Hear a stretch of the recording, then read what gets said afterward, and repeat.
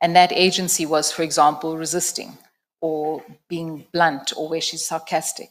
But the real point on the balance of power is this. It comes down to this.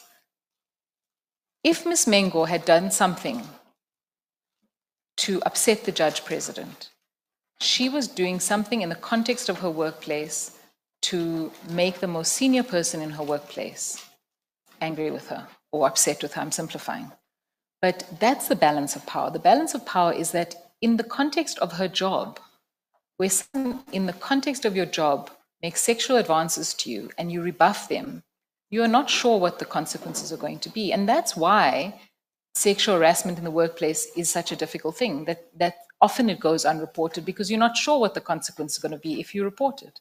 So that's the balance of power. It is the same, for example, in a context that we understand as lawyers, that if a junior advocate was to rebuff a senior counsel that she was working with on a case, that she's not guaranteed that she will get work from him again, or she's not guaranteed that he won't tell other people that she's bad. So the balance of power is in the context in which it happens. It's in the workplace, and that has a particular importance to it.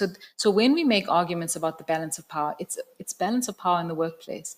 It's not balance of power in a consensual relationship where someone proposes to you and you have the power to say, I'm not interested. It's not that. But even in that, there are instances, Ms. Vetten recognizes, that Ms. Mengo tried to assert herself and tried to use what power she had. On the question of the money, it's not that she just asked for money. She said, if I were to ask you for money, would you give it? And her explanation when she was cross-examined on that was, I know that if you ask a guy for money, they run away. And so it was her attempt to say, let's end this thing. I'll ask you for money. And he then says, money is not everything, and she agrees. So, and that's it. And notably, she never once after that asked him for anything. She didn't ask him for a handbag. She didn't ask him for money. She didn't ask him for a holiday. She didn't ask him for anything else in the course of all of these months. And one would imagine that if what she wanted was in fact this kind of reciprocal relationship, that she might well have done so. But it's notable that she didn't. So there was something I wanted to ask. No, go ahead, Chair. For you to speak to it now before Yes. Mr. Sikhakhane speaks out. I think you have alluded to it. That is that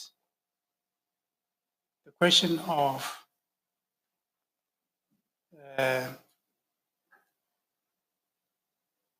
the omission of a series of messages, which Mr. Sikhakhane, I presume, I would like you to deal with it to save time, even before Yes, sure. comes. You Which